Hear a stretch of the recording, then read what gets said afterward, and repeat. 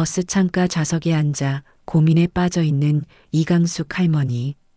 그녀는 대한민국 최초의 여성 강력계 형사이자 여성 형사계의 전설이었습니다.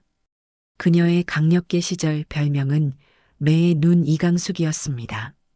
미세한 표정 변화, 어색한 말투, 부자연스러운 행동. 범죄자들의 특징을 모두 읽어내는 탁월한 능력이 있었습니다. 지금은 은퇴한 지 몇 년이 지났지만 그 특별한 감각은 여전히 날이 서 있었습니다. 그런 그녀에게 한 가지 깊은 고민이 있었습니다. 바로 며느리 박지연에 대한 것이었습니다. 지연이를 처음 만난 건 몇 년 전이었습니다. 어느 날 아들 민수가 들뜬 목소리로 전화를 걸어왔습니다.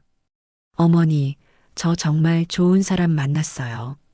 민수는 회사에 보험 상담차 온 여자에게 첫눈에 반했다고 했습니다. 민수보다 연상이었고 이미 결혼 경험도 있었습니다. 할머니는 그 소식을 듣고 걱정했습니다. 민수는 여자 경험도 거의 없었고 여자 보는 눈도 없었기 때문입니다. 어느 날 할머니는 시내 한 식당에서 지연이를 만났습니다. 민수가 결혼을 생각한다며 소개시켜준다던 자리였습니다. 문을 열고 들어선 지연이를 본 순간 할머니는 깜짝 놀랐습니다. 정말 아름다웠습니다. 키가 165cm 정도 되는 늘씬한 몸매에 어깨까지 내려오는 윤기나는 검은 머리카락. 화장은 진하지 않았지만 선명한 이목구비가 도드라져 보였습니다. 지연이는 할머니를 보자마자 정중하게 인사했습니다. 어머니, 안녕하세요. 드디어 뵙게 되네요. 영광입니다. 목소리도 아름다웠습니다. 할머니는 지연이를 관찰하기 시작했습니다. 표정, 몸짓, 말투, 시선 처리. 모든 것이 완벽해 보였습니다. 그때였습니다. 지연이가 울먹이며 말하기 시작했습니다. 민수 씨한테 들으셨는지 모르겠지만 사실 전 남편을 병으로 잃었어요. 지연이는 조심스럽게 자신의 과거를 털어놓았습니다. 할머니는 그 모습을 보고 수상함을 느꼈습니다. 분명히 슬퍼하고 있었고 감정도 진실해 보였습니다. 하지만 뭔가 수상해. 말로 설명하기 어려운 느낌이었습니다. 매의 눈 이강숙의 직감이었습니다. 식사가 끝나고 집으로 돌아가는 길, 민수는 신이 나서 말했습니다. 어머니, 어떠세요? 정말 좋은 사람이죠? 할머니는 조심스럽게 대답했습니다. 그래, 좋은 사람 같긴 하다. 근데 민수야, 조금 더 신중하게 생각해 보는 게 어떨까? 결혼은 인생의 큰일이잖아. 민수의 표정이 순간 굳어졌습니다. 어머니, 뭐가 마음에 안 드세요? 아니, 그냥 엄마의 느낌이. 민수는 할머니를 매섭게 쏘아보았습니다. 어머니는 왜 항상 그렇게 사람을 의심하세요? 그거 직업병이에요, 어머니. 민수야, 그런 뜻이 아니라. 하지만 민수는 이미 화가 나 있었습니다. 어머니, 저 정말 이 사람과 결혼하고 싶어요. 제발 응원해 주세요. 그날 밤 할머니는 남편과 이야기를 나누었습니다. 여보, 오늘 민수가 데려온 여자 어떻게 생각해요? 아주 좋던데? 참하고 예쁘고 예의도 바르고.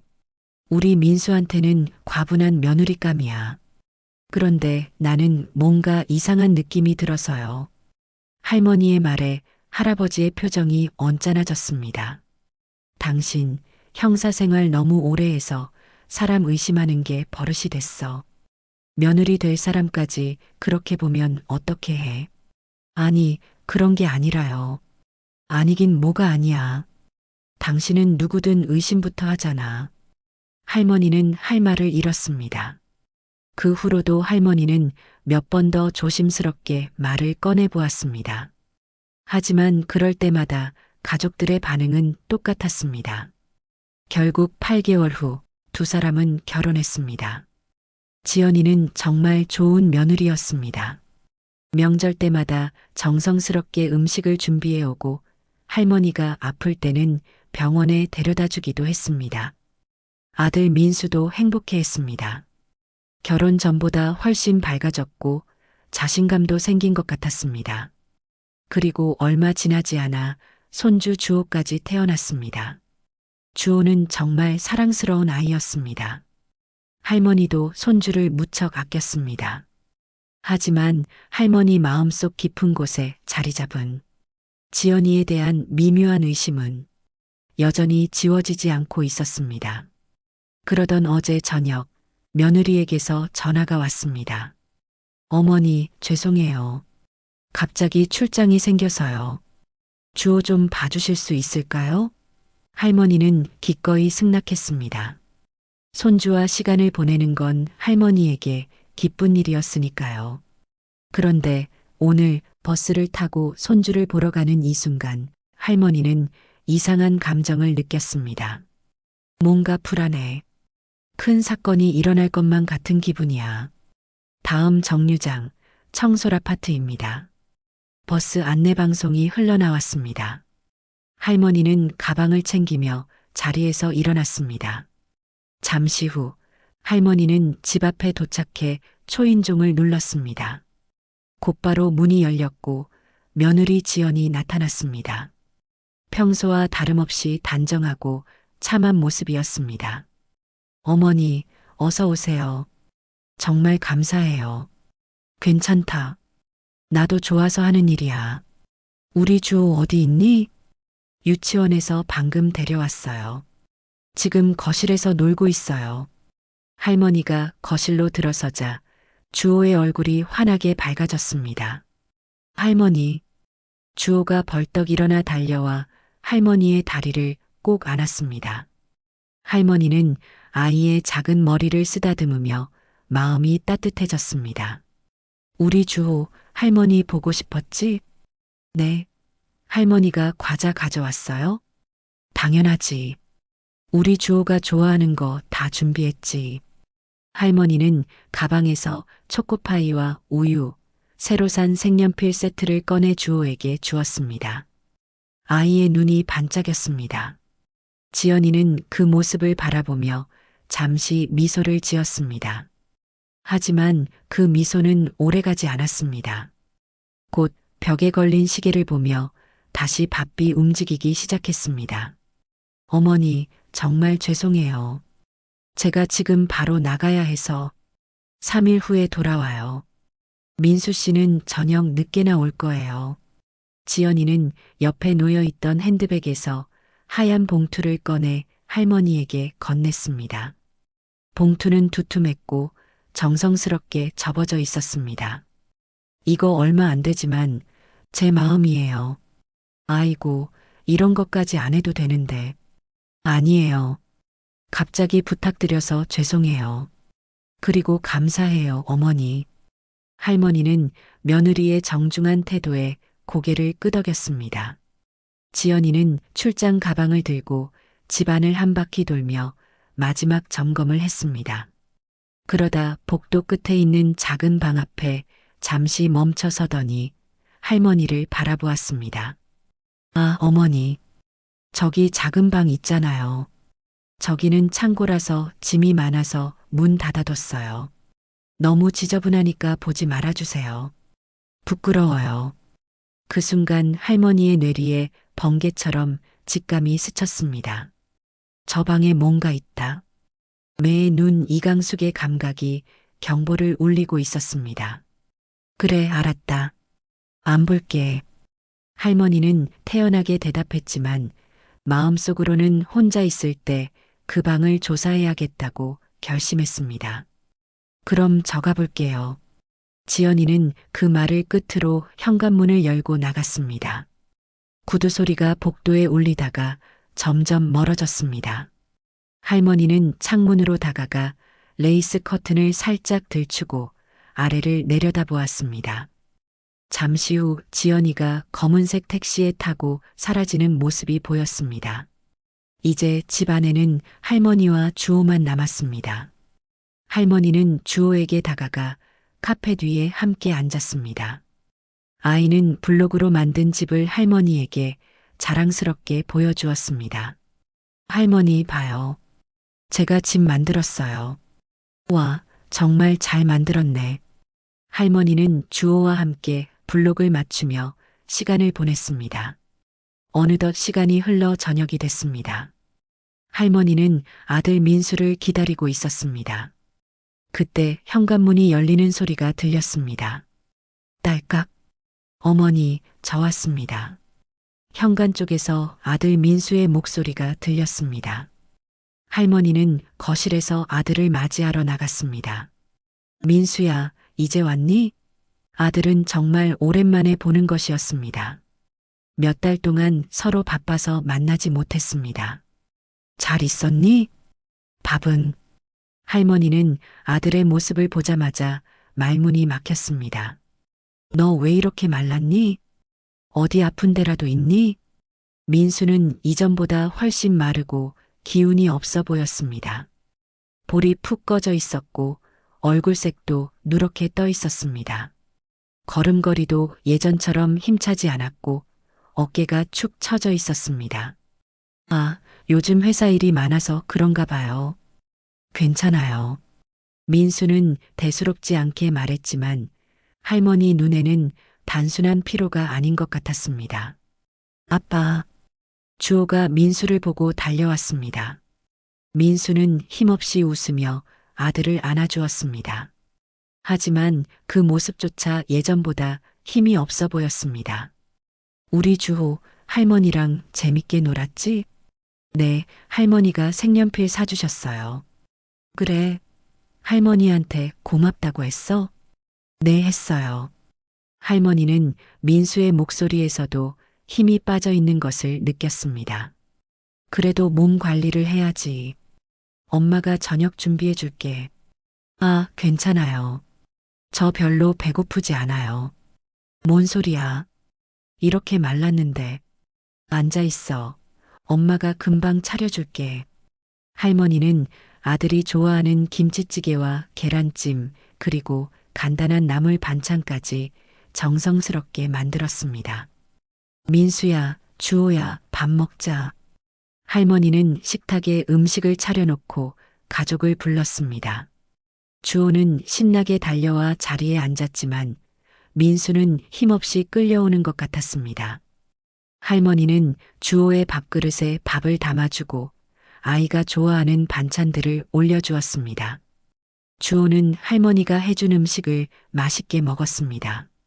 하지만 민수는 다른 모습이었습니다. 음식을 조금씩 입에 넣기는 했지만 제대로 먹지 않고 있었습니다. 민수야, 왜 안 먹어? 그냥 요즘 소화가 잘 안 되는 것 같아요. 할머니는 아들의 모습을 보며 점점 걱정이 커졌습니다. 뭔가 심각한 문제가 있는 것 같았습니다. 저녁을 마친 후 할머니는 주호를 씻기고 잠자리에 들게 했습니다. 민수는 피곤하다며 먼저 자신의 방으로 들어갔습니다. 주호는 할머니의 따뜻한 품에 안겨 금세 잠들었습니다. 할머니는 아이의 고른 숨소리를 들으며 하루를 정리했습니다. 마음이 편치 않았습니다. 며느리가 들어가지 말라고 한 작은 방, 그리고 아들의 변해버린 모습, 오늘 겪었던 것들이 뇌리에 계속 스쳐갔습니다. 바로 그때였습니다. 할머니, 나 병원에 있어요. 할머니는 깜짝 놀라 몸을 돌렸습니다. 주호가 잠꼬대를 하고 있었습니다. 병원비 필요해요. 할머니는 그 순간 온몸에 소름이 돋았습니다. 주호가 무의식 중에 내뱉은 그 말이 할머니의 뇌리에 쇠망치로 치는 것처럼 박혔습니다. 할머니는 주호의 얼굴을 가만히 바라봤습니다. 아이는 여전히 깊이 잠들어 있었습니다. 방금 전에 잠꼬대가 꿈이었나 싶을 정도로 평온한 얼굴이었습니다. 하지만 할머니는 그 말을 놓치지 않았습니다. 형사의 직감이 강하게 경고를 보내고 있었습니다. 병원에 있다고? 병원비가 필요하다고? 할머니는 조용히 침대에 앉아 생각에 잠겼습니다. 분명히 단순한 잠꼬대는 아니야. 할머니의 뇌리에 오늘 하루의 장면들이 파노라마처럼 스쳐갔습니다. 며느리 지연이가 작은 방 앞에서 보인 그 미묘한 긴장감, 아들 민수의 이상할 정도로 마르고 기운 없는 모습, 그리고 마지막으로 주호의 이 충격적인 잠꼬대까지 모든 것이 하나의 실로 연결되어 있는 것 같았습니다. 하지만 그 실의 끝이 어디로 향하고 있는지는 아직 알 수 없었습니다. 할머니는 주호의 작은 손을 바라보았습니다. 그 작은 손이 도대체 무엇을 감추고 있는 것일까요? 다음 날 아침 민수는 서둘러 출근했고 할머니는 주호를 깨워 아침 식사를 준비했습니다. 주호는 평소와 다름없이 밝은 얼굴로 잘 먹겠습니다 하고 인사했습니다. 주호야, 어젯밤에 잠 잘 잤어? 할머니는 자연스럽게 대화를 시작했습니다. 목소리에는 평소와 같은 따뜻함이 깃들어 있었지만 내심으로는 아이의 모든 반응을 세심하게 관찰하고 있었습니다. 네, 잘 잤어요, 할머니. 주호의 대답은 밝았습니다. 그래. 할머니는 옆에서 우리 주호가 뭔가 말하는 소리를 들었는데 할머니는 계란말이를 아이의 접시에 올려주면서 자연스럽게 말했습니다. 뭐라고 했어요? 주호가 물었습니다. 나 병원에 있어요. 병원비 필요해요. 이런 말을 하던데 할머니는 아이의 반응을 놓치지 않기 위해 시선을 주호에게 고정했습니다. 그 순간 아이의 몸에서 미세하지만 명확한 변화가 일어났습니다. 주호의 젓가락을 든 손이 거의 눈에 띄지 않을 정도로 떨렸습니다. 그리고 눈동자가 순간적으로 왼쪽 위로 움직였다가 다시 할머니를 바라보았습니다. 30년간 수많은 용의자들을 신문했던 할머니에게 이런 신호들은 너무나 명확했습니다. 아이가 지금 거짓말을 준비하고 있다는 것을 저 그런 말 모르겠어요. 주호는 고개를 살짝 숙이며 대답했습니다. 평소 할머니와 대화할 때와는 완전히 다른 목소리였습니다. 작고 떨리는 목소리였죠. 할머니의 마음은 복잡해졌습니다. 이 순수한 아이가 거짓말을 하고 있다는 것이 확실해졌지만 동시에 아이를 더 괴롭히고 싶지 않은 할머니의 마음도 있었습니다. 하지만 이것은 단순한 문제가 아닐 수도 있었습니다. 주호야. 할머니는 더욱 부드럽고 따뜻한 목소리로 말했습니다. 그리고 아이의 작은 손을 살짝 잡아주었습니다. 주호의 손은 차갑고 약간 축축했습니다. 할머니는 주호를 혼내려는 게 아니야. 그냥 궁금해서 물어보는 거야. 괜찮아. 할머니가 아무한테도 말 안 할게. 왜 그런 말을 했는지 할머니한테만 말해줄래? 하지만 주호의 반응은 할머니의 예상을 뛰어넘었습니다. 갑자기 아이의 눈에 눈물이 맺히기 시작했습니다. 흑, 흑흑. 주호는 젓가락을 떨어뜨리고 울기 시작했습니다. 할머니는 당황했습니다. 아이가 이렇게 격렬하게 반응할 줄은 몰랐습니다. 할머니는 급히 아이를 달래려 했습니다. 주호야, 왜 울어? 미안해, 미안해. 갑자기 주호가 자리에서 벌떡 일어났습니다. 눈물범벅이 된 얼굴로 할머니를 한번 바라본 후 자기 방으로 뛰어갔습니다. 주호야. 할머니가 부르며 뒤따라갔지만 아이는 이미 자기 방으로 들어가 문을 쾅 닫았습니다. 할머니는 문 앞에서 멈춰 섰습니다. 주호야, 문 열어. 할머니가 잘못했어. 할머니는 문을 조심스럽게 두드리며 말했습니다.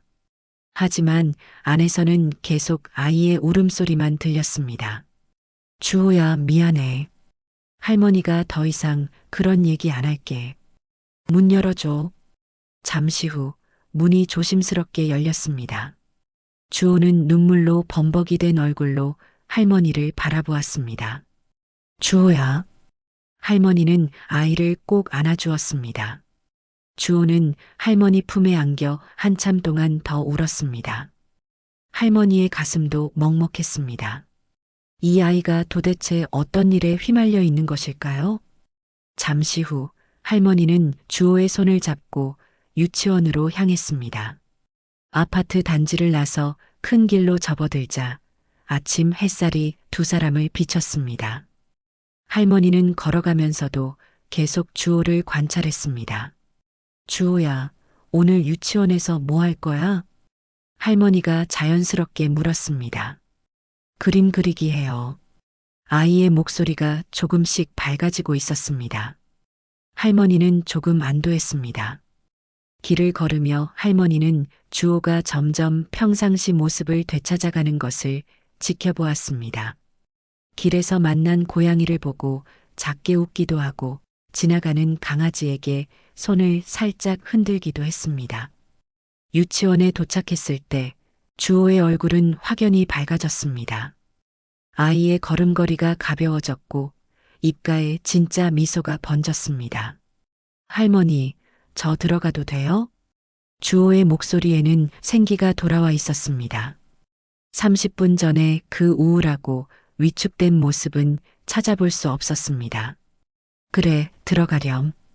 할머니는 주호가 교실로 들어가는 모습을 지켜보았습니다. 주호는 친구들을 보자마자 환하게 웃으며 달려갔습니다. 다른 아이들과 자연스럽게 어울리며 장난을 치기 시작했습니다. 할머니는 그 모습을 보며 확신했습니다. 유치원에서의 문제는 아니야. 주호의 표정, 행동, 목소리, 모든 것이 자연스럽고 밝았습니다.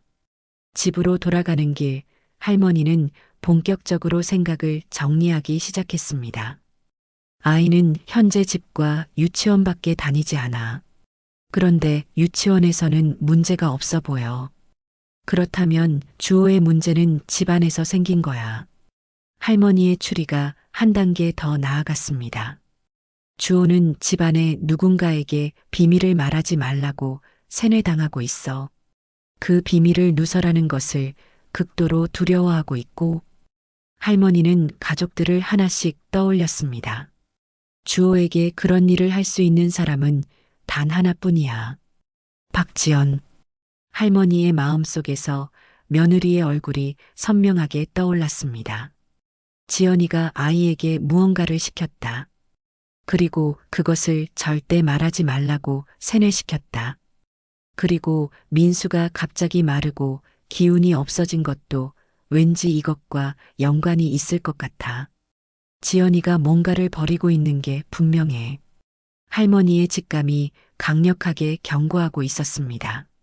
하지만 구체적으로 무엇을 하고 있는 것일까? 할머니는 아직 정확한 그림을 그릴 수 없었습니다. 그때 어제 지연이가 얘기했던 작은 방이 떠올랐습니다. 그래, 그 방에 뭔가 있을 거야.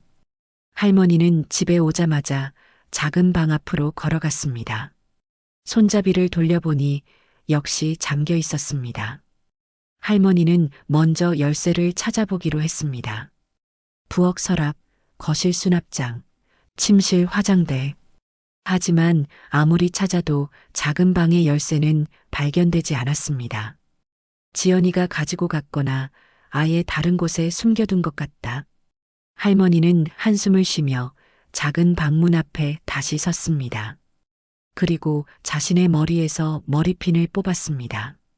무릎을 꿇고 문틈에 머리핀을 조심스럽게 집어넣었습니다. 아직 기억나는구나. 할머니의 손끝에서 매의 눈 이강숙의 감각을 되살아났습니다. 머리핀을 미세하게 움직이며 자물쇠 구조를 파악했습니다. 몇 분 후 작은 딸깍 소리와 함께 문이 열렸습니다. 할머니는 조심스럽게 문을 밀고 안으로 들어갔습니다. 방 안은 어둠에 잠겨 있었습니다. 할머니는 벽을 더듬어 전등 스위치를 찾았습니다. 불이 켜지자 할머니는 깜짝 놀랐습니다. 정말로 창고였습니다. 작은 방 안은 온갖 물건들로 가득 차 있었습니다. 구석에는 오래된 나무 서랍장이 놓여 있었고 그 위에는 먼지가 쌓인 책들이 무더기로 쌓여 있었습니다. 바닥에는 주호의 옛날 장난감들이 상자에 담겨 있었고 벽 한쪽에는 계절 옷들이 걸려 있었습니다. 하지만 30년간의 형사 직감이 말하고 있었습니다. 이 안에 분명 뭔가가 있다.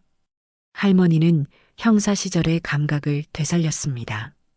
그때처럼 체계적이고 끈질기게 수색을 시작했습니다. 서랍장, 책, 옷, 심지어 주호 장난감까지 하나도 빠짐없이 모두 조사하기 시작했습니다. 하지만 3시간째 아무것도 발견하지 못했습니다. 할머니는 점점 지쳐갔습니다. 몸이 예전 같지 않았습니다. 하지만 할머니는 포기하지 않았습니다. 창고 안에서 한 발자국도 움직이지 않고 끈기 있게 조사를 이어나갔습니다. 그때였습니다. 서랍장 맨 아래 서랍을 완전히 빼내고 그 안쪽 벽을 확인하던 할머니가 뭔가 이상한 것을 발견했습니다. 서랍장 뒤쪽 벽에 작은 홈이 파여 있었습니다. 할머니는 손을 집어넣어 확인해 보았습니다. 그리고 그 안에서 작은 물건을 만졌습니다. 할머니는 조심스럽게 그것을 꺼냈습니다. 작은 수첩이었습니다. 할머니의 심장이 빨라지기 시작했습니다. 30년간의 형사 경험이 말하고 있었습니다. 이것이 바로 찾고 있던 증거라고. 할머니는 수첩을 열어보았습니다. 첫 페이지에는 보험 상담 리스트라고 적혀 있었습니다. 할머니는 페이지를 넘겨보았습니다. 수첩 안에는 수많은 사람들의 정보가 빼곡하게 적혀 있었습니다. 이름, 주소, 전화번호, 나이. 그런데 모든 사람들이 65세 이상이었습니다. 할머니는 더 자세히 살펴보았습니다. 각 사람의 정보 옆에는 추가 정보들이 적혀 있었습니다. 독거노인, 손주 있음, 연금 수령, 저축 많음. 그리고 특정 조건을 만족하는 사람들에게는 별표가 쳐져 있었습니다. 독거노인이면서 손주가 있는 사람들에게는 빨간 별표가 거기에, 연금이나 저축이 많은 사람들에게는 파란 별표가 추가로 쳐져 있었습니다. 어떤 사람들은 별표가 3개, 4개까지 쳐져 있었습니다. 할머니는 손이 떨렸습니다. 어젯밤 주호의 잠꼬대를 떠올렸습니다. 할머니, 나 병원에 있어요. 병원비 필요해요.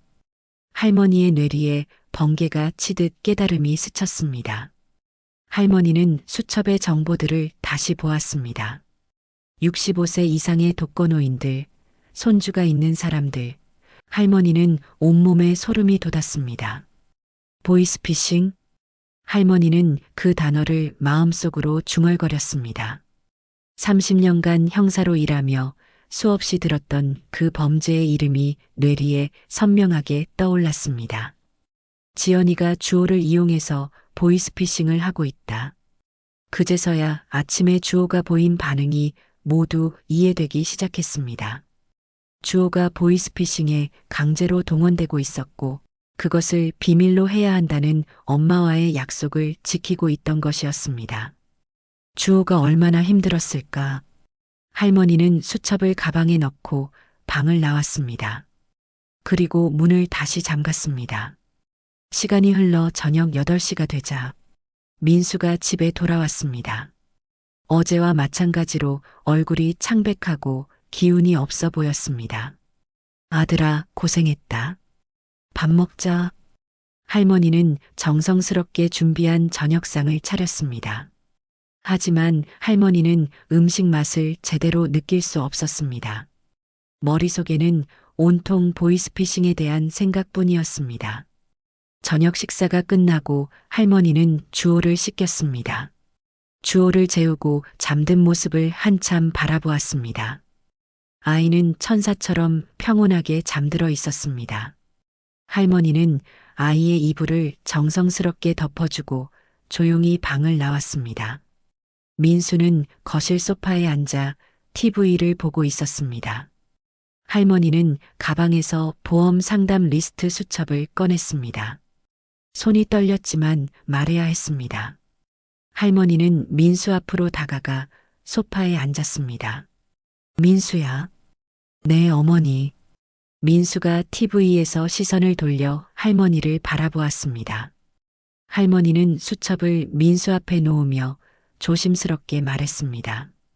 이게 뭔지 아니? 민수는 수첩을 보더니 당황한 표정을 지었습니다. 이게 뭔데요?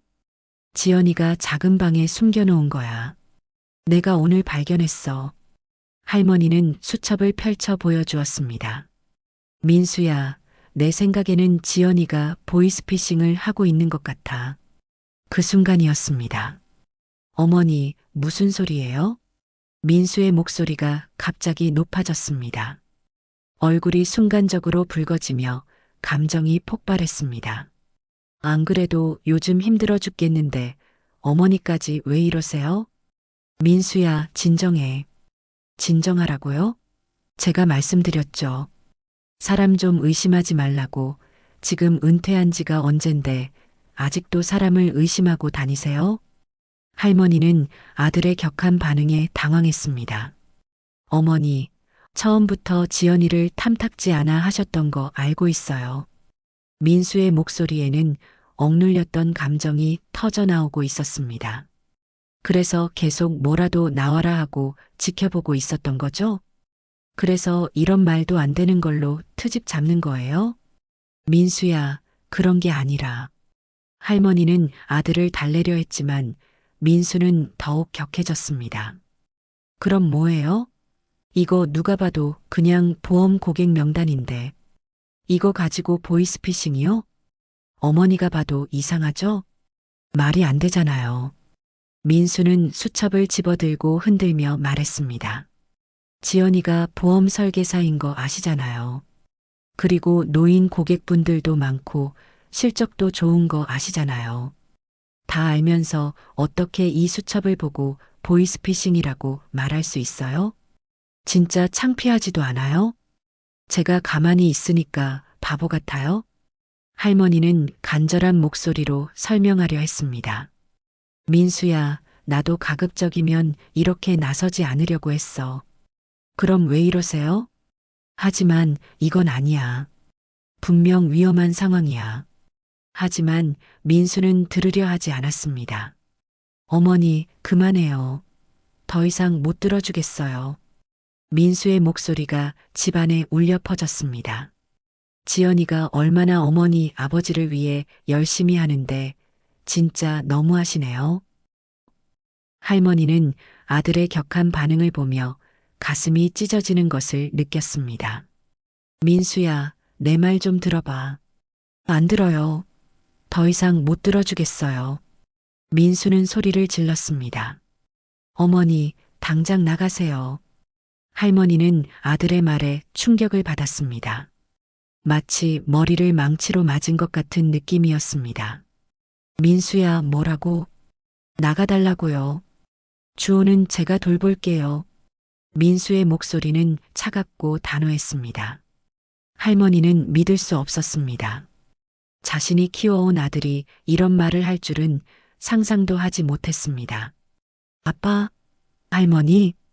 그때 주호가 잠에서 깨어 밖으로 나왔습니다. 아빠와 할머니가 싸우고 있는 모습을 보고 깜짝 놀랐습니다. 아빠, 왜 소리 질러요? 주호의 목소리가 떨렸습니다. 아이는 이런 상황을 처음 겪는 것 같았습니다. 주호야, 괜찮아. 할머니는 아이를 달래려 했지만 자신의 목소리도 떨리고 있었습니다. 어머니, 당분간 저희 집에 오지 마세요. 민수는 차가운 목소리로 말했습니다. 그 말은 할머니의 가슴을 관통했습니다. 민수야. 할머니의 목소리는 간신히 나왔습니다. 눈물이 목구멍까지 차올랐지만 아들 앞에서는 보이고 싶지 않았습니다. 어머니, 제발 가주세요. 민수는 어머니를 똑바로 보지도 않고 말했습니다. 할머니는 할 말을 잃었습니다. 아이는 울음을 터뜨렸습니다. 할머니가 왜 가요? 할머니 가지 마세요. 주호가 할머니에게 달려와 허리를 꼭 안았습니다. 할머니는 아이를 꼭 안아주며 눈물을 참기 위해 애썼습니다. 주호야, 할머니가 다시 올게. 그때까지 잘 있어. 주호야. 할머니는 떨리는 목소리로 말했습니다. 아이의 따뜻한 체온이 할머니의 가슴에 전해졌습니다. 할머니는 가방을 들고 현관으로 향했습니다. 민수는 할머니를 배웅하지 않았습니다. 등을 돌리고 소파에 주저앉아 있었습니다. 할머니, 할머니. 주호가 울며 할머니를 불렀습니다. 할머니는 현관문 손잡이를 잡고 잠시 멈췄습니다. 뒤돌아보고 싶었지만 그러면 정말 눈물이 터질 것 같았습니다. 할머니는 현관문을 열고 복도로 나섰습니다. 문이 닫히는 소리와 함께 주호의 울음소리가 점점 멀어졌습니다. 할머니는 엘리베이터를 기다리며 벽에 기대섰습니다. 다리에 힘이 빠져 서 있기 어려웠습니다. 아파트 현관을 나서자 차가운 밤바람이 할머니의 얼굴을 스쳤습니다. 그제야 할머니의 눈에서 눈물이 흘러내렸습니다. 일시간 후 할머니는 자신의 집에 도착했습니다.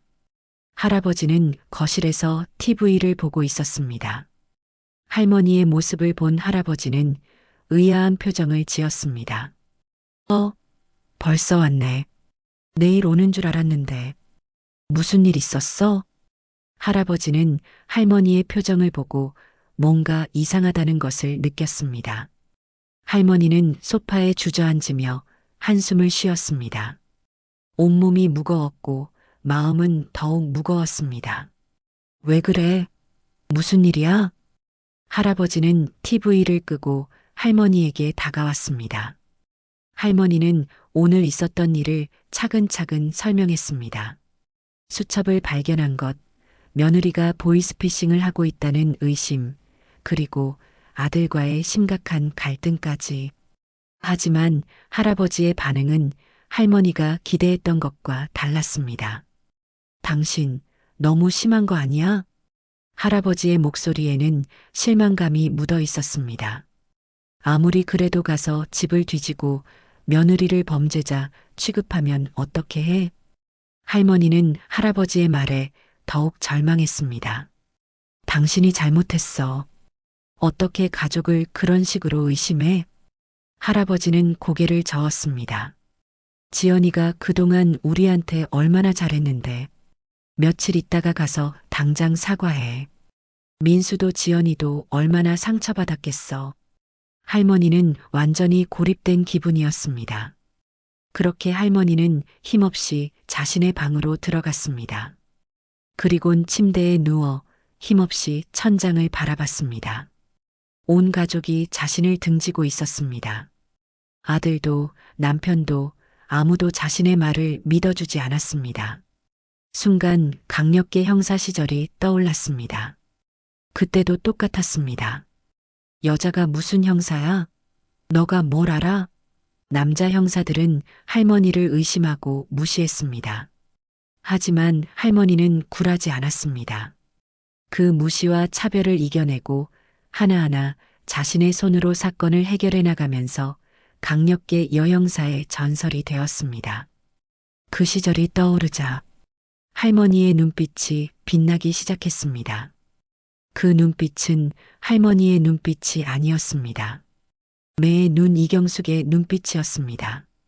그래, 어디 한번 해보자고. 내가 맞다는 걸 내 손으로 증명해 보이겠어.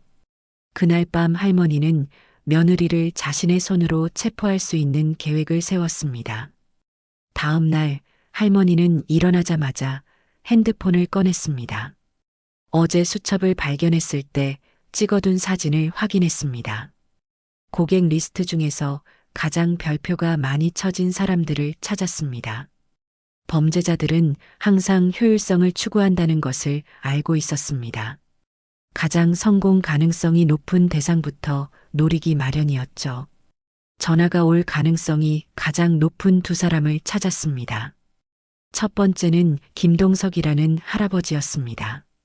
독거노인이면서 손주가 있고 연금도 넉넉하며 저축도 상당하다는 표시가 되어 있었습니다. 두 번째는 최순자라는 할머니였습니다. 역시 독거노인이면서 손주가 있고 경제적으로 여유가 있다는 표시가 되어 있었습니다. 할머니는 먼저 김동석 할아버지에게 전화를 걸었습니다. 전화벨이 몇 번 울리더니 굵직한 남자 목소리가 들렸습니다. 여보세요? 안녕하세요. 김동석 선생님이시죠? 네, 그런데 누구세요? 할머니는 조심스럽게 말을 꺼냈습니다. 저는 이강숙이라고 합니다. 다름이 아니라 급한 일이 있어서 연락드렸는데요. 보이스피싱 관련 수첩을 제가 확보했는데 선생님이 포함되어 있어서 위험해서 연락드렸습니다. 저는 전직 형사고 관련 범죄를 많이 봐와서 잘 알고 있습니다. 선생님은 위험한 상황이에요. 전화 너머로 잠시 침묵이 흘렀습니다. 그러더니 갑자기 할아버지의 목소리가 거칠어졌습니다. 당신 지금 사기치려고 하는 거지? 야, 이 사기꾼아. 내가 당할 줄 알아? 쓸데없는 짓 하지 말고 착하게 살아. 툭 전화가 끊어졌습니다. 할머니는 한숨을 쉬었습니다. 쉽지 않을 거라고 예상했지만 실제로 겪어보니 마음이 무거웠습니다. 할머니는 곧바로 두 번째 번호로 전화를 걸었습니다. 이번에는 다소신 여성의 목소리가 들렸습니다. 여보세요? 안녕하세요. 최순자 선생님이시죠? 네, 그런데 누구세요? 할머니는 같은 내용을 반복해서 설명했습니다. 이번에는 길고 깊은 침묵이 흘렀습니다. 할머니는 조마조마한 마음으로 기다렸습니다. 마침내 최순자 할머니가 입을 열었습니다. 그런 일이 있었군요. 만나 뵙고 얘기하시죠. 할머니는 안도의 한숨을 쉬었습니다. 정말 감사합니다. 어디서 만날까요? 저희 집으로 오세요. 주소 알려드릴게요. 최순자 할머니는 친절하게 주소를 알려주었습니다. 할머니는 급히 준비를 하고 집을 나섰습니다. 최순자 할머니가 살고 있는 곳은 할머니 집에서 지하철로 1시간 거리에 있는 작은 주택가였습니다. 오래된 단독주택들이 옹기종기 모여 있는 조용한 동네였습니다. 할머니는 주소를 찾아 문을 두드렸습니다. 곧 문이 열리더니 작은 체구의 할머니가 나타났습니다. 최순자 할머니는 할머니와 비슷한 나이처럼 보였지만 얼굴에는 깊은 주름이 패여 있었습니다. 특히 눈가에 주름이 깊어서 많은 고생을 한 것 같았습니다. 이강숙 선생님이시죠? 어서 들어오세요. 최순자 할머니는 정중하게 할머니를 맞이했습니다. 집안은 깔끔하게 정리되어 있었지만 혼자 사는 사람의 집답게 조용하고 쓸쓸한 분위기였습니다. 차 한 잔 드릴게요. 감사합니다. 최순자 할머니는 따뜻한 차를 내오며 할머니 맞은편에 앉았습니다.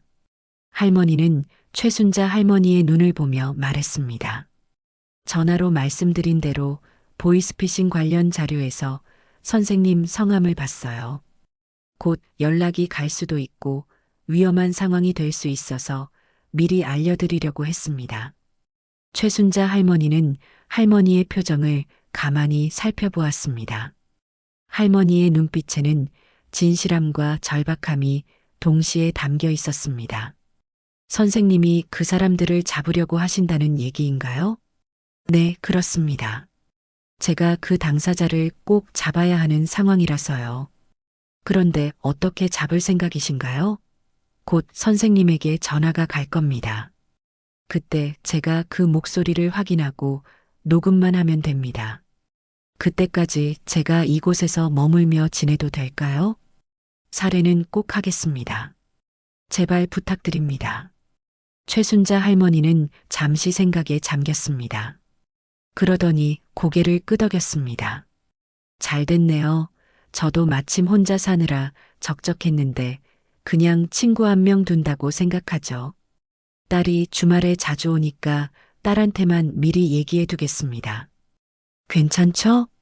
할머니는 최순자 할머니의 말에 감격했습니다. 네, 그럼요. 정말 감사합니다. 그날부터 할머니는 최순자 할머니 집에서 지내게 되었습니다. 둘은 함께 밥을 해 먹고 차를 마시며 이야기를 나누었습니다. 처음에는 서먹했지만 비슷한 연배의 두 할머니는 금세 친해졌습니다. 며칠이 지나면서 둘은 서로의 가족 이야기도 나누기 시작했습니다.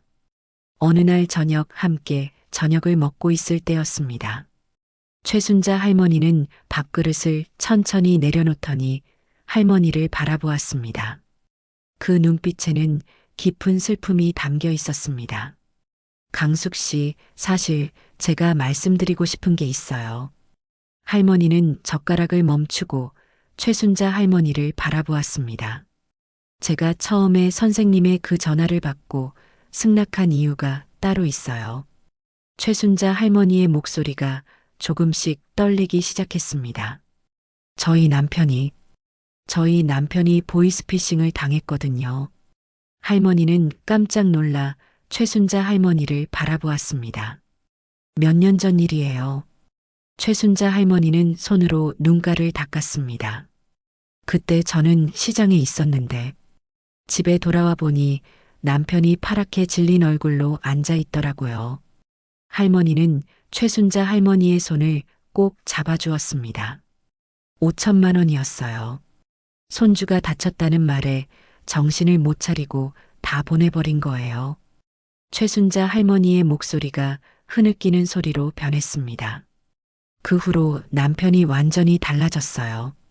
평생 누구보다 당당하고 자신감 넘치던 사람이었는데 그렇게 사기를 당하고 나니까 완전히 기가 죽어버렸어요. 할머니는 최순자 할머니의 고통스러운 표정을 보며 가슴이 아팠습니다.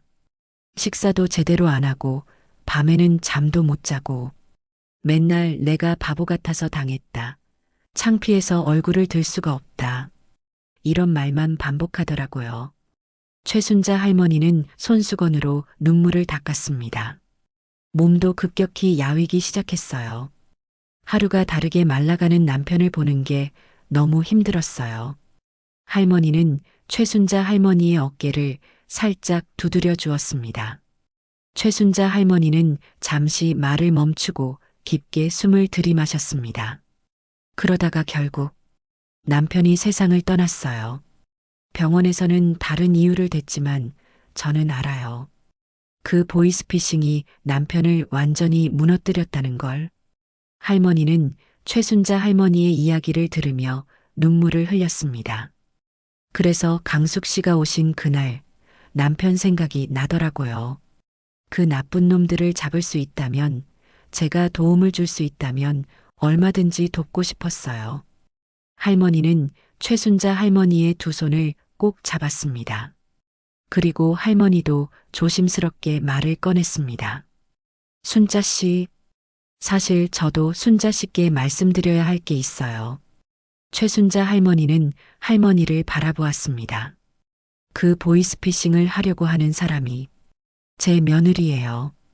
최순자 할머니는 깜짝 놀라 할머니를 바라보았습니다. 며느리요? 할머니는 고개를 끄덕이고 지금까지의 일을 하나하나 이야기했습니다. 그런 일이 있었군요. 강숙 씨, 걱정 마세요. 제가 꼭 며느리를 잡도록 도와드릴게요. 정말 고맙습니다. 할머니는 자신의 편이 되어줄 사람을 찾았다는 안도감에 눈물을 글썽였습니다. 다음 날 저녁 두 할머니는 함께 저녁을 먹고 있었습니다. 창밖으로는 해가 지고 있었고 부엌의 형광등이 따뜻한 빛을 비추고 있었습니다. 그때였습니다. 따르르르르. 전화가 울렸습니다. 최순자 할머니는 젓가락을 멈추고 할머니를 바라보았습니다. 받아보세요. 최순자 할머니는 천천히 일어나 전화기로 향했습니다. 할머니는 긴장한 채로 최순자 할머니의 뒷모습을 바라보았습니다. 여보세요? 최순자 할머니의 목소리가 조심스럽게 울렸습니다. 전화 너머로 어린아이의 목소리가 들렸습니다. 할머니. 그 순간 할머니의 온몸에 전기가 통하는 것 같았습니다. 그 목소리를 알아볼 수 있었습니다. 바로 주호의 목소리였습니다. 할머니, 나 병원에 있어요. 최순자 할머니는 순간 얼어붙었습니다. 며칠 전 손주의 잠꼬대와 똑같은 말이었습니다. 나 많이 다쳤어요.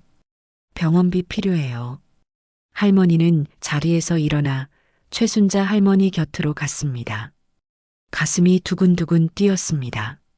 최순자 할머니는 할머니를 바라보며 눈짓을 보냈습니다.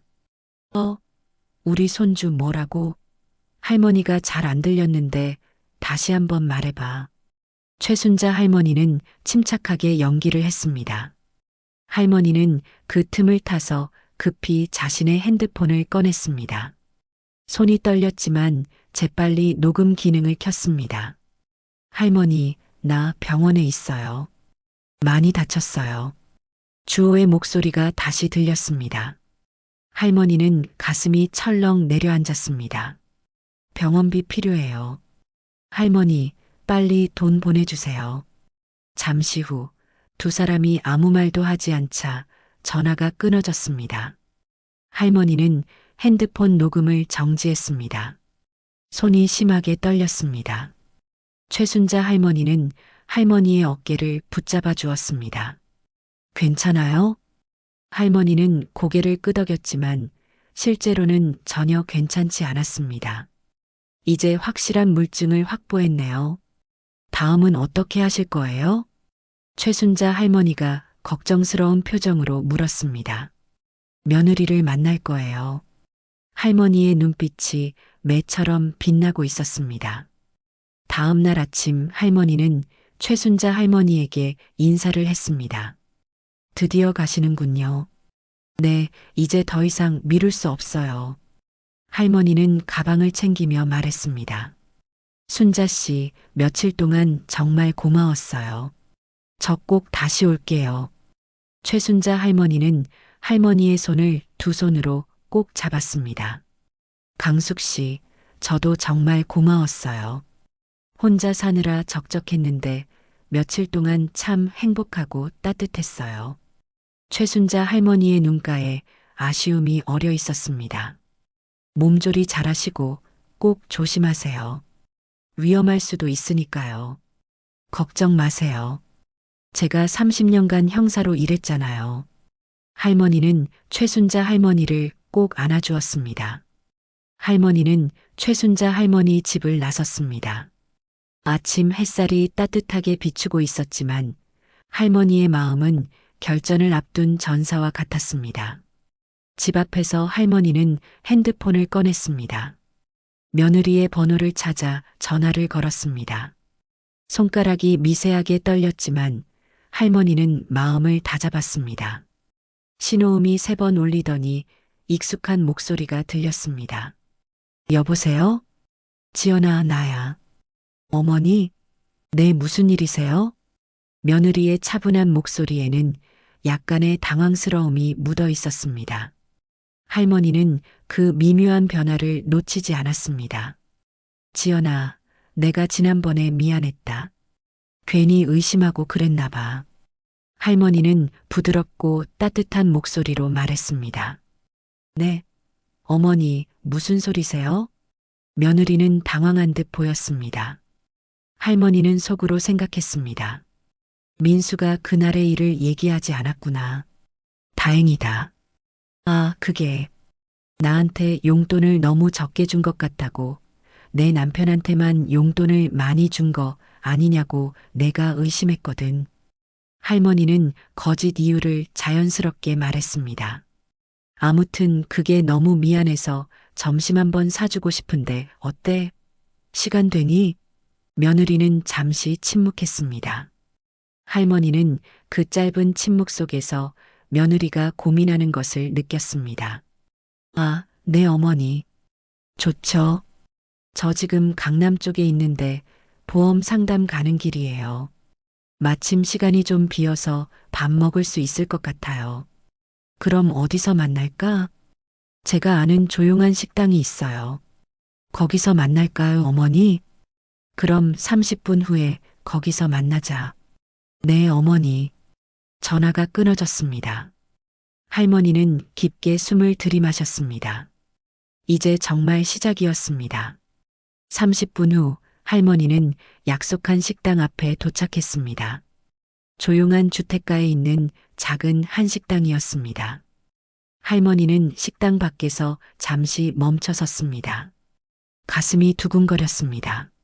30년간 형사로 일하며 수많은 범죄자들과 대면했지만 이번만큼은 달랐습니다. 상대방은 자신의 며느리였고 사랑하는 손주가 연루된 일이었습니다. 할머니는 깊게 숨을 들이마시며 마음을 다잡았습니다. 할머니는 식당 창문을 통해 안을 살펴보았습니다. 며느리 지연이가 구석 테이블에 앉아 있었습니다. 평소와 같이 단정한 옷차림에 화장도 완벽했습니다. 할머니는 멀리서 지연이를 바라보며 전화를 걸었습니다. 잠시 후 지연이의 핸드폰이 울렸습니다. 지연이는 화면을 보는 순간 온몸이 굳었습니다. 얼굴에서 혈색이 빠져나가는 것이 할머니 눈에도 보였습니다. 그 번호를 지연이는 너무나 잘 알고 있었습니다. 보이스피싱 대상자 1순위로 표시해둔 최순자 할머니의 번호였습니다. 이 번호가 왜 나한테? 지연이는 손이 떨린 채로 전화를 받았습니다. 여보세요? 지연이의 목소리가 미세하게 갈라졌습니다. 지연아. 전화기 너머로 들린 목소리에 지연이는 온몸이 얼어붙었습니다. 시어머니의 목소리였습니다. 이 번호가 뭔지 아니? 할머니의 목소리는 차갑고 단호했습니다. 지연이는 말을 할 수 없었습니다. 입술이 파르르 떨렸습니다. 어떻게 시어머니가 이 번호를 알고 있는 것일까요? 지연이의 머릿속이 하얘졌습니다. 지연이는 식당 안을 두리번거리며 할머니를 찾았습니다. 그때 식당 입구로 할머니가 천천히 걸어 들어오는 것이 보였습니다. 핸드폰을 귀에 대고 지연이를 똑바로 응시하고 있었습니다. 할머니의 눈빛에는 30년간 형사로 일하며 쌓인 날카로움이 담겨 있었습니다. 지연이는 혈색이 완전히 빠졌습니다. 호흡이 가빠졌고 손에 쥔 핸드폰이 미세하게 떨렸습니다. 할머니는 지연이 맞은편 자리에 천천히 앉았습니다. 그리고 전화를 끊었습니다. 두 사람 사이에 무거운 침묵이 흘렀습니다. 어머니, 그게... 지연이는 떨리는 목소리로 말했습니다. 평소에 그 당당하고 완벽한 모습은 온데간데 없었습니다. 할머니는 지연이의 눈을 똑바로 바라보았습니다. 그리고는 핸드폰을 꺼내 녹음 파일을 찾았습니다. 잠시 후 주호의 목소리가 두 사람 사이의 테이블 위로 흘러나왔습니다. 할머니, 나 병원에 있어요. 그 순간 지연이의 눈이 커졌습니다. 온몸이 경직되었고 숨이 막히는 것 같았습니다. 많이 다쳤어요. 병원비 필요해요. 주호의 순수한 목소리가 계속 흘렀습니다. 지연이는 그 소리를 듣는 순간 완전히 얼어붙었습니다. 입술이 파르르 떨렸고 손은 주체할 수 없을 정도로 떨렸습니다. 녹음이 끝났습니다. 할머니는 핸드폰을 끄고 지연이를 똑바로 바라보았습니다. 지연이는 완전히 패닉 상태였습니다. 눈동자가 이리저리 흔들렸고 얼굴에서는 식은땀이 흘렀습니다. 너 보이스피싱을 우리 주호를 이용해서 하고 있지? 할머니의 말이 마치 망치로 내려치는 것 같았습니다.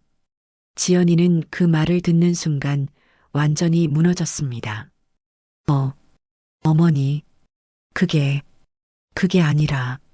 지연이는 말을 더듬기 시작했습니다. 목소리가 갈라졌고 호흡이 가빠졌습니다. 할머니는 차갑게 지연이를 바라보았습니다.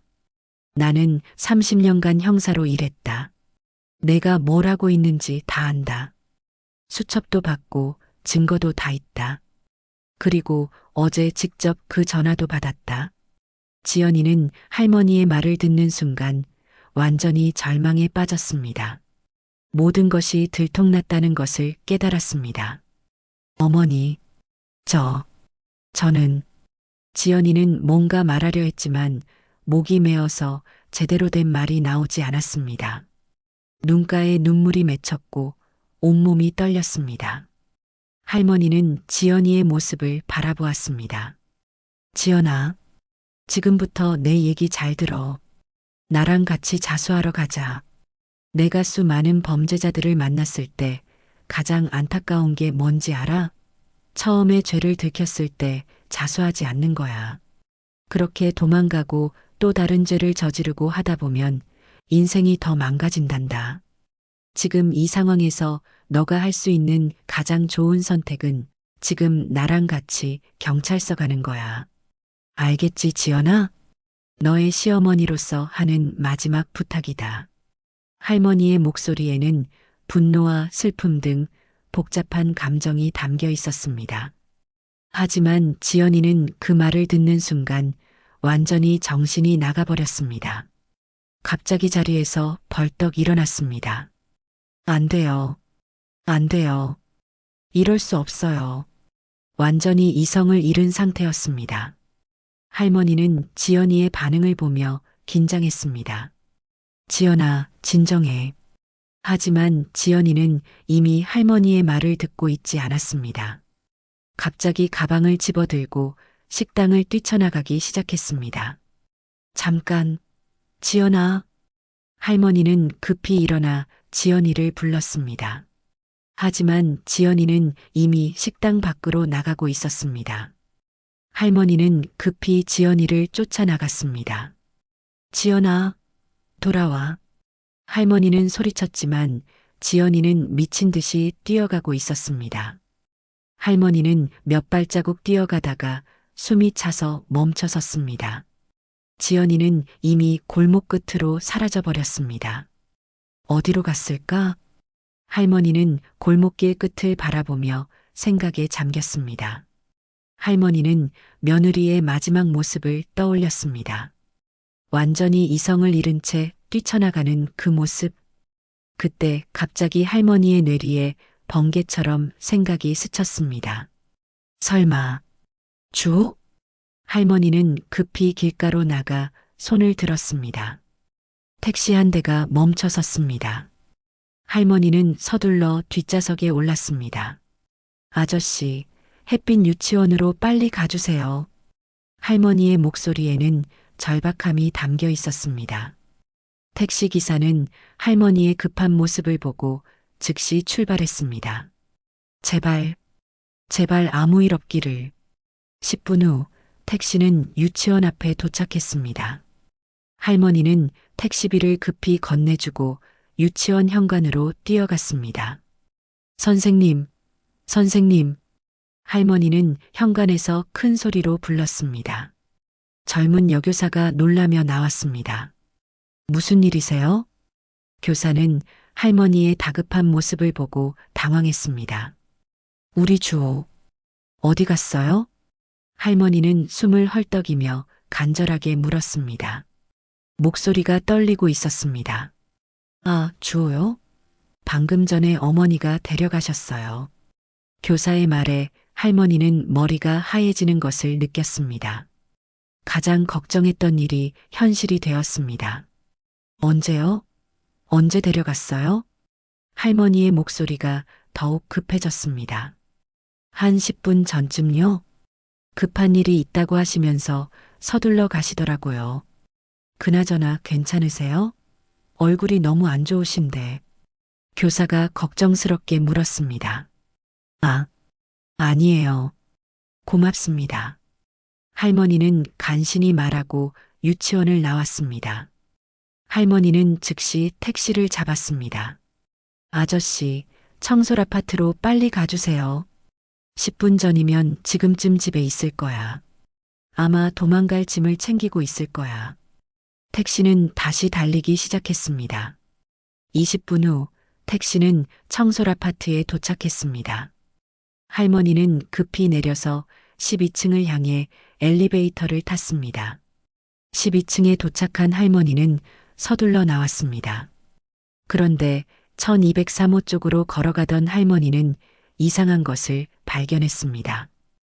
집 현관문이 살짝 열려 있었고 안엔 분주한 소리가 들렸습니다. 할머니는 순간 심상치 않다는 것을 느꼈습니다. 할머니는 조심스럽게 현관문에 다가갔습니다. 그리고 살짝 열린 틈으로 안을 들여다보았습니다. 그리고 충격적인 장면을 목격했습니다. 집안에 검은 옷을 입은 남자 3명이 있었습니다. 그들은 집안을 뒤지며 무언가를 찾고 있었습니다. 서랍을 열어 뒤지고 책장을 뒤엎고 소파 쿠션까지 들추고 있었습니다. 할머니는 숨을 죽이며 그 광경을 지켜보았습니다. 저들이 지연이와 한패구나. 할머니는 상황을 즉시 파악했습니다. 지연이가 들통난 뒤 이들에게 연락해서 증거를 없애라고 지시한 것이었습니다.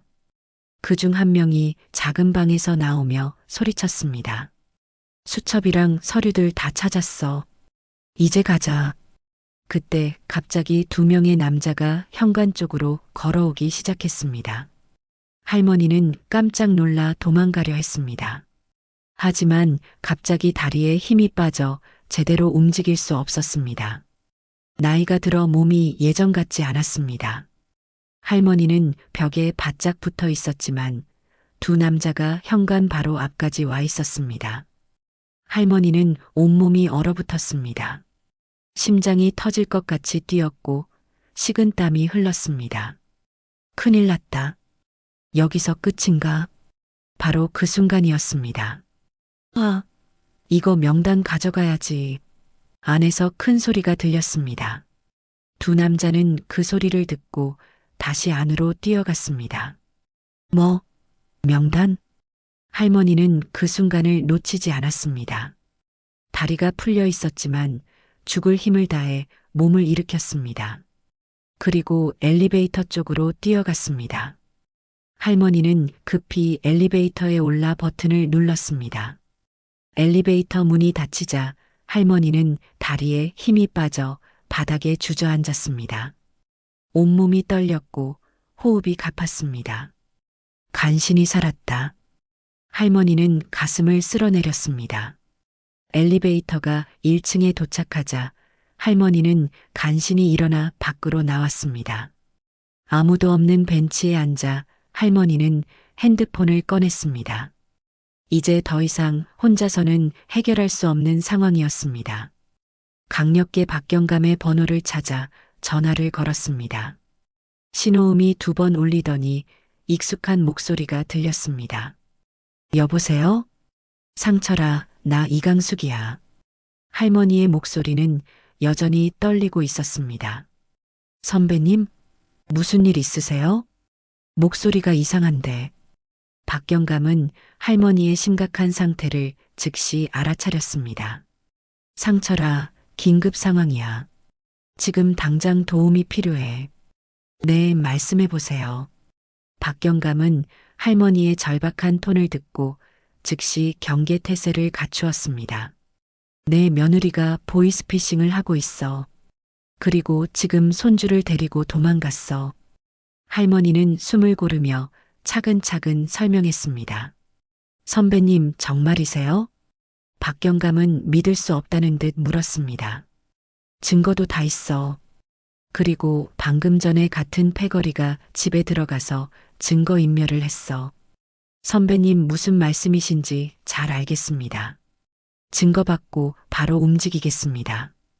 그래, 지금 증거들을 문자로 보내줄게. 빨리 출발해줘. 할머니는 전화를 끊고 지금까지 모은 모든 증거를 박경감에게 보냈습니다.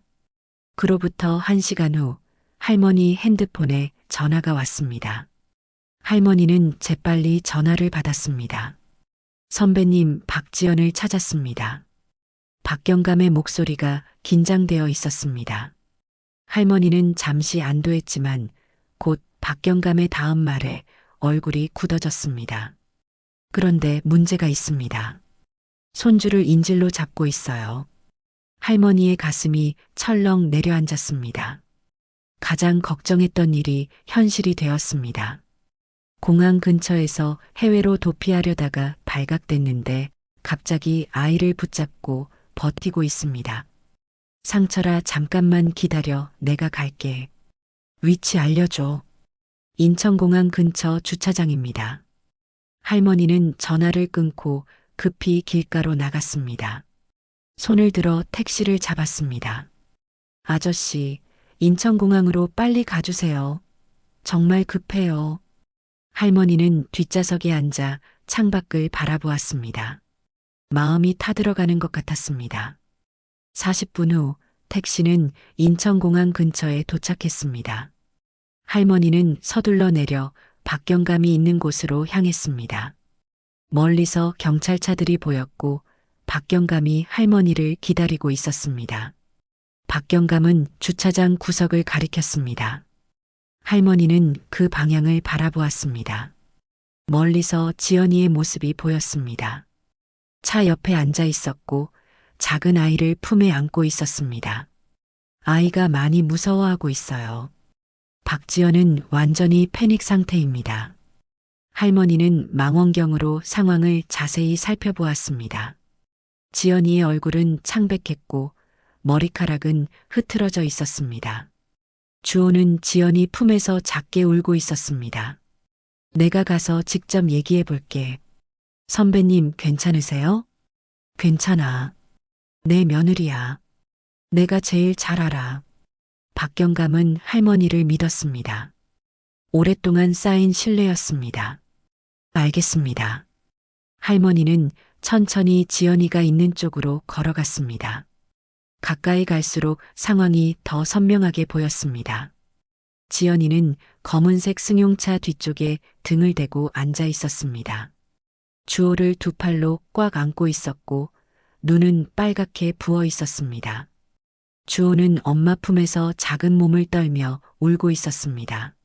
아이의 작은 어깨가 흔들리고 있었고 훌쩍거리는 소리가 할머니의 가슴을 아프게 했습니다.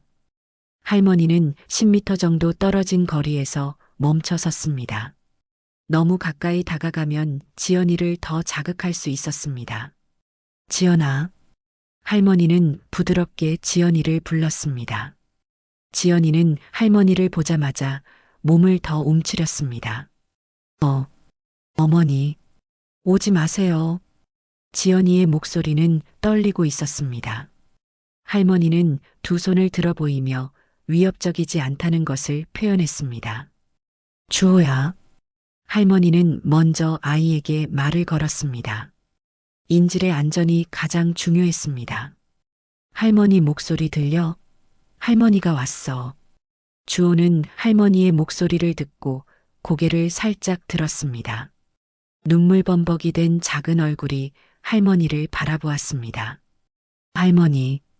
아이의 작은 목소리가 떨렸습니다. 할머니는 무릎을 꿇고 아이와 눈높이를 맞췄습니다. 괜찮아, 주호야. 무서워하지 마. 할머니가 여기 있어. 할머니의 따뜻한 목소리가 아이를 조금씩 진정시켰습니다. 주호의 울음소리가 줄어들었습니다. 할머니는 이제 지연이에게 시선을 돌렸습니다. 지연아. 할머니의 목소리는 따뜻했습니다. 지연이는 할머니를 바라보았습니다. 어머니, 저는 어떻게 해야 해요? 지연이의 목소리가 흔들렸습니다. 할머니는 한 걸음 더 가까이 다가갔습니다.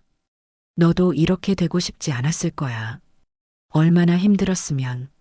할머니는 지연이의 고통을 이해한다는 표현을 했습니다. 지연이는 눈물을 흘렸습니다. 어머니, 저 정말 죄송해요. 정말 죄송해요.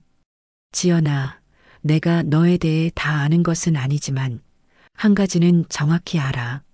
할머니는 지연이의 눈을 똑바로 바라보았습니다. 너 우리 주호 정말 사랑하지? 지연이는 할머니의 말에 더욱 격하게 울었습니다. 처음엔 아이를 이용하기 위해 낳았지만 정말로 주호를 사랑했습니다. 세상에서 가장 소중한 존재였습니다. 이 아이가 제 전부예요. 그럼 이 아이를 위해서라도 이제 그만하자. 할머니는 지연이의 모성애에 호소했습니다. 주호한테 이런 기억 남겨주고 싶어?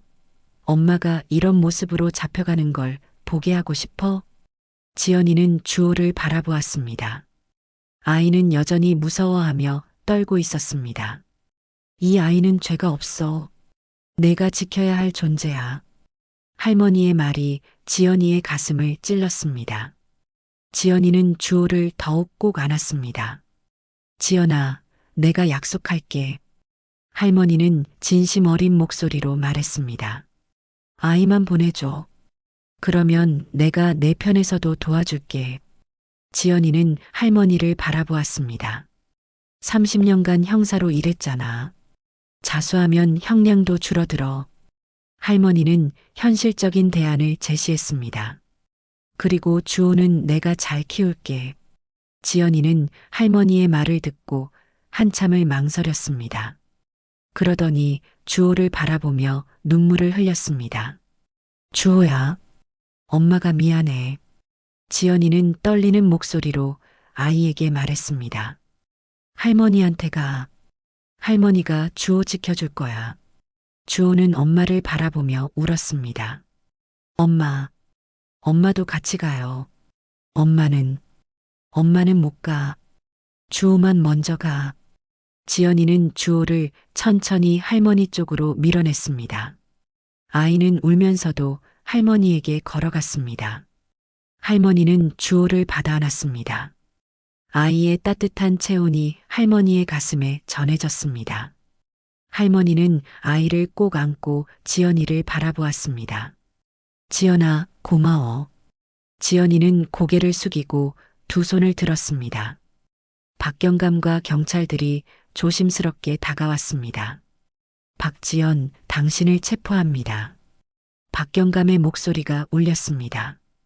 지연이는 저항하지 않았습니다. 수갑이 채워지는 순간 지연이는 마지막으로 주호를 바라보았습니다. 주호야, 엄마가 사랑해. 정말 사랑해. 주호는 할머니 품에서 엄마를 바라보며 울었습니다. 할머니는 아이를 달래며 그 모습을 지켜보았습니다. 가슴이 찢어지는 것 같았습니다. 지연이는 경찰차에 태워졌습니다. 창문 너머로 마지막까지 주호를 바라보는 모습이 보였습니다. 그 후 본격적인 수사가 시작되었습니다. 지연이의 범죄 조직과 관련된 모든 것들이 하나씩 밝혀졌습니다. 범죄 조직의 규모는 생각보다 컸었고 지연이의 위치도 그 조직 내에서 상상 이상으로 높았습니다. 그리고 또 하나 충격적인 사실이 밝혀졌습니다. 어느 날 할머니에게 박경감의 전화가 왔습니다. 선배님, 놀라지 마시고 들으세요. 무슨 일인데? 박지연 전 남편은 병으로 죽은 게 아니라 박지연이 농약으로 살해한 것이었습니다. 그리고 김경감은 한참 망설이다 말을 꺼냈습니다. 아드님에게도 농약을 조금씩 먹이고 있었습니다. 할머니는 온몸이 얼어붙었습니다. 뭐라고? 민수 씨의 혈액에서 농약 성분이 검출됐습니다. 다행히 아직 생명에는 지장이 없지만 계속 먹였다면 위험했을 뻔했어요. 할머니는 그 자리에 주저앉아 하염없이 눈물을 흘렸습니다. 몇 달 후 재판이 열렸습니다. 지연이는 살인, 살인미수, 사기, 아동학대 등의 혐의로 재판을 받았습니다. 할머니는 증인석에 서서 증언했습니다. 재판부는 지연이에게 중형을 선고했습니다. 지연이는 고개를 숙이고 판결을 들었습니다. 재판이 끝나고 나서 민수는 눈물을 흘렸습니다. 자신이 사랑했던 아내가 자신을 죽이려 했다는 사실이 받아들여지지 않았습니다. 민수야. 할머니는 아들의 어깨를 감싸 안았습니다. 아들의 어깨가 떨리고 있었습니다. 내가 너무 바보였어요. 어머니 말씀을 들었어야 했는데. 아니다. 내가 잘못한 게 아니야. 할머니는 아들을 위로했습니다. 하지만 할머니의 마음도 무거웠습니다. 자신의 직감이 맞았다는 것을 증명했지만 그 과정에서 가족이 입은 상처는 너무 컸습니다. 주호는 어떻게 해야 해요? 민수는 아들 걱정을 했습니다. 당분간 내가 들어와서 돌볼게. 그 후 할머니와 할아버지는 아들의 집에서 살게 되었습니다. 민수는 점점 회복되어 갔고 주호는 할머니의 보살핌 속에서 조금씩 안정을 되찾아갔습니다. 어느 날 저녁 할머니는 주호와 함께 저녁을 먹고 있었습니다. 할머니, 이거 맛있어요. 그래, 많이 먹어라. 할머니는 아이의 밥그릇에 김치찌개를 더 올려주었습니다. 그때 주호가 갑자기 젓가락을 멈추고 할머니를 바라보았습니다. 할머니, 왜? 근데 엄마는 언제 와요? 할머니는 그 질문에 가슴이 찔렸습니다. 할머니는 잠시 망설였습니다. 어떻게 대답해야 할지 어려웠습니다. 주호야, 엄마가 나쁜 일을 해서 벌을 받고 있어. 할머니는 아이가 이해할 수 있는 수준에서 설명했습니다. 주호는 잠시 생각했습니다. 그러더니 다시 할머니를 바라보았습니다. 그럼 언제 와요? 오래 걸릴 것 같아. 할머니의 목소리가 떨렸습니다. 주호는 한참을 생각하더니 어른스럽게 말했습니다. 그럼 할머니가 계속 같이 있어 주실 거죠? 할머니는 주호의 말에 눈물이 날 뻔했습니다. 이 어린아이가 이렇게 현실을 받아들이고 있다는 것이 안타까웠습니다. 그래, 할머니가 계속 여기 있을게. 주호는 고개를 끄덕이고 다시 밥을 먹기 시작했습니다. 할머니는 그 모습을 지켜보며 복잡한 감정에 휩싸였습니다. 창밖으로 저녁 노을이 비치고 있었습니다. 긴 하루가 끝나가고 있었습니다. 그 후 한참의 세월이 흘렀습니다. 봄이 오고 여름이 지나고 가을이 왔습니다. 시간은 천천히 흘렀지만 상처받은 가족들에게는 소중한 치유의 시간이었습니다. 할머니는 여전히 아들의 집에서 주호와 함께 살고 있었습니다. 할아버지는 그날 이후로 할머니에게 더욱 세심하게 신경을 썼습니다. 아침마다 할머니가 좋아하는 보리차를 끓여주고 장을 보러 갈 때도 함께 따라 나섰습니다. 민수는 점점 건강을 되찾아갔습니다. 농약의 독성이 몸에서 완전히 빠져나가면서 얼굴에 혈색이 돌기 시작했습니다. 야위었던 몸에도 살이 붓기 시작했고 무엇보다 눈의 생기가 돌아왔습니다. 주호는 할머니와 할아버지의 따뜻한 보살핌 속에서 점점 밝아졌습니다. 처음 몇 달 동안은 밤에 가끔 악몽을 꾸며 울기도 했지만 할머니가 밤새 곁에서 지켜주면서 점점 안정을 찾아갔습니다. 할머니는 최순자 할머니를 자주 찾아갔습니다. 그때 받은 도움에 대한 고마움을 표현하고 싶었고 최순자 할머니와 이야기를 나누면 마음이 편안해졌기 때문입니다. 순자야, 나왔어. 할머니는 친숙한 목소리로 현관문을 두드렸습니다. 어머, 강수가. 어서 들어와. 기다리고 있었어. 최순자 할머니는 할머니를 보자마자 환하게 웃으며 문을 열어주었습니다. 두 사람은 이제 정말 가까운 친구가 되어 있었습니다. 오늘은 주호도 데려왔어. 할머니는 가끔 주호를 데리고 오곤 했습니다. 주호도 최순자 할머니를 좋아했습니다. 안녕하세요, 할머니. 주호는 밝은 목소리로 인사했습니다. 최순자 할머니는 주호를 보면 항상 기뻐했습니다. 어머, 우리 주호가 또 컸네. 어서 들어와. 할머니가 맛있는 거 준비해놨어. 최순자 할머니는 주호의 손을 잡고 집 안으로 들어갔습니다. 두 할머니는 거실에 앉아 따뜻한 차를 마시며 이야기를 나누었습니다. 주호는 최순자 할머니가 준비해둔 장난감을 가지고 신나게 놀았습니다. 주호가 정말 많이 밝아졌네. 처음에 걱정했는데 다행이야. 최순자 할머니는 주호를 바라보며 흐뭇해했습니다. 응, 이제 완전히 다른 아이가 됐어. 학교에서도 친구들과 잘 어울린다고 하더라. 할머니는 주호의 변화를 뿌듯해했습니다. 그럼 민수는 어떻게 지내? 많이 좋아졌어. 건강도 다 회복됐고 마음도 많이 안정됐어. 그래, 정말 다행이다. 최순자 할머니는 자기 일처럼 안심했습니다. 순자야, 정말 고마워. 내가 그때 도와주지 않았으면 어떻게 됐을지 몰라. 뭔 소리야. 나도 강숙이 덕분에 이렇게 좋은 친구가 생겼잖아. 두 할머니는 진심으로 서로를 아끼고 있었습니다. 그때 현관문이 열리는 소리가 들렸습니다. 어머니, 집에 오셨어요? 젊은 여성의 목소리였습니다. 최순자 할머니의 딸 미연이었습니다. 미연아. 일찍 왔네. 미연은 근처에 살고 있어서 주말에 자주 놀러 오곤 했습니다. 어머니가 자주 이야기해 주시는 강숙 선생님이시죠? 미연은 할머니를 보며 정중하게 인사했습니다. 키가 크지는 않았지만 단정하고 참한 인상이었습니다. 수수한 블라우스에 검은색 치마를 입고 있었는데 소박하지만 깔끔한 모습이었습니다. 안녕하세요.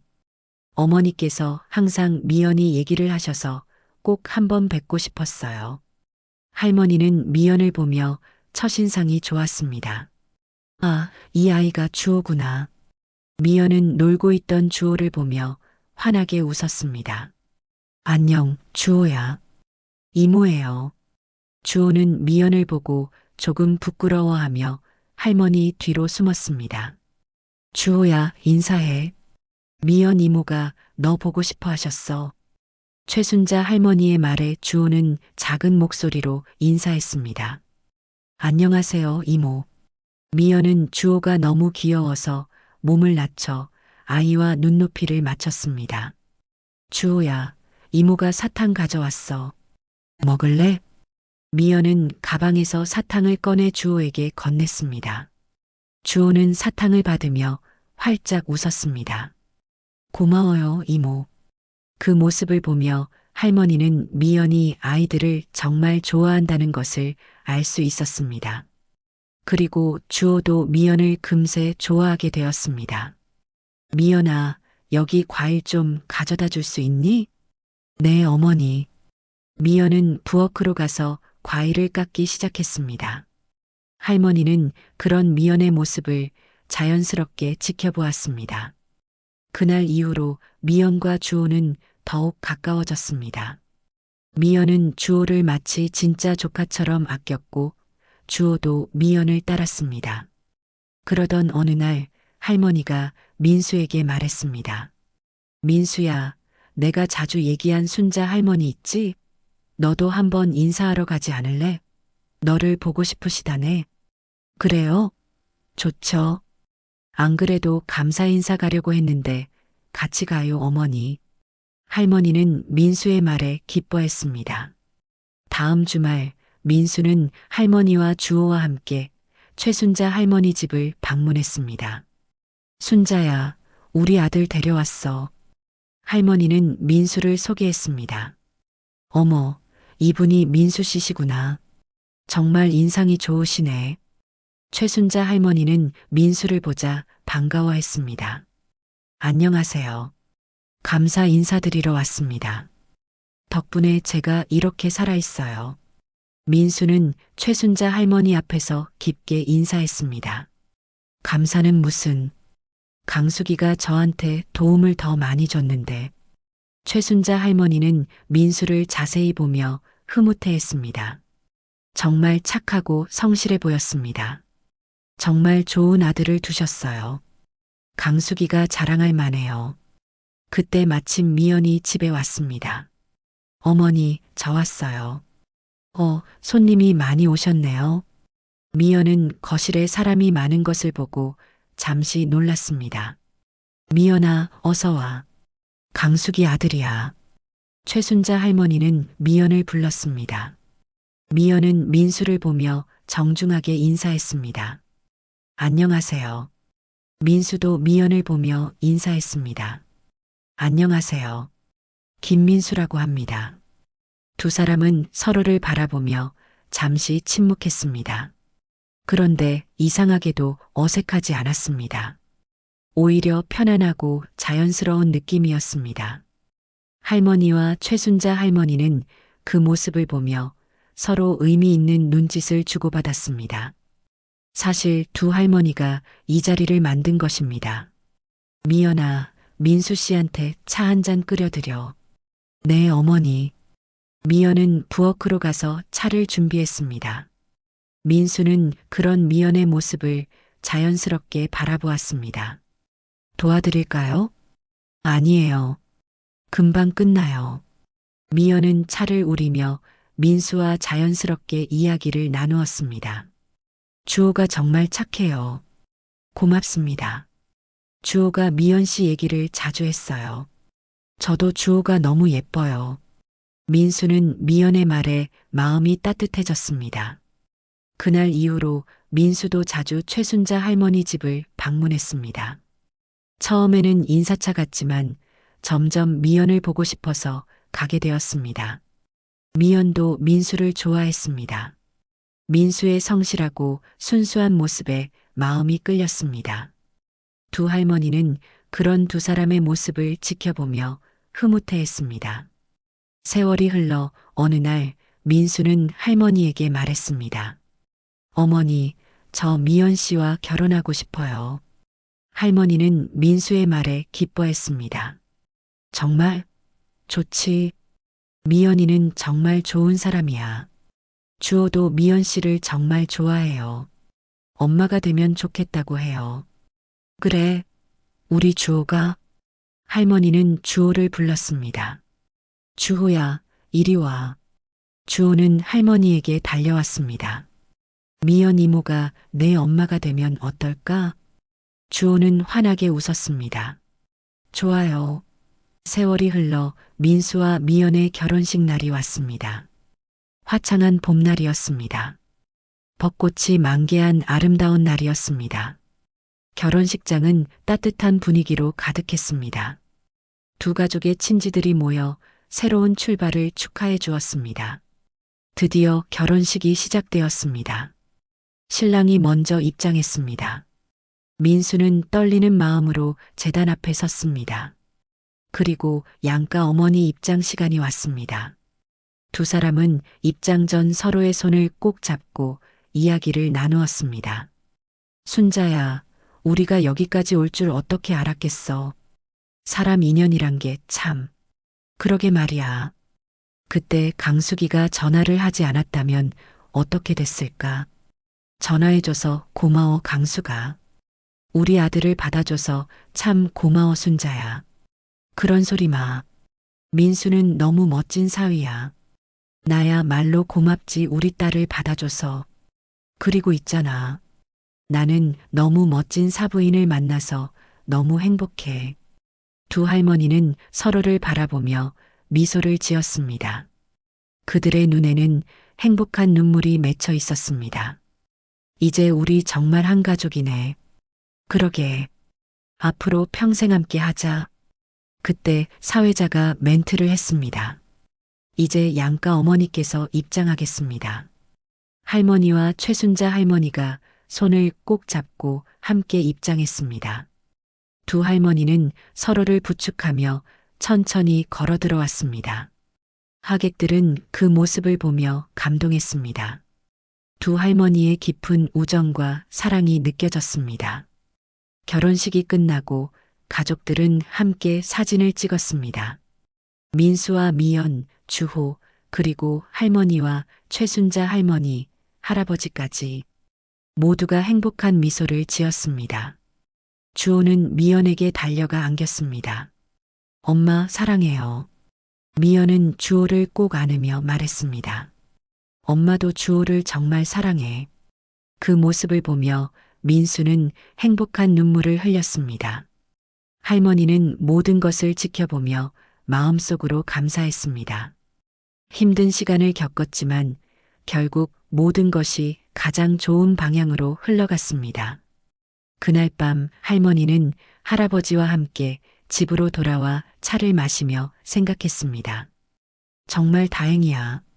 모든 게 잘 풀렸어. 그러게. 당신이 옳았어. 당신이 아니었으면 어떻게 됐을지 몰라. 할아버지는 할머니의 손을 잡으며 말했습니다. 창밖으로 달이 밝게 빛나고 있었습니다. 할머니는 그 달을 바라보며 미소를 지었습니다. 지금까지 이강숙 할머니의 이야기를 들어주셔서 감사합니다. 이강숙 할머니에게 하고 싶은 이야기가 있다면 댓글 달아주세요. 그럼 오늘도 건강한 하루 되시고 다음에도 좋은 이야기로 찾아오겠습니다. 구름 같은 이야기였습니다.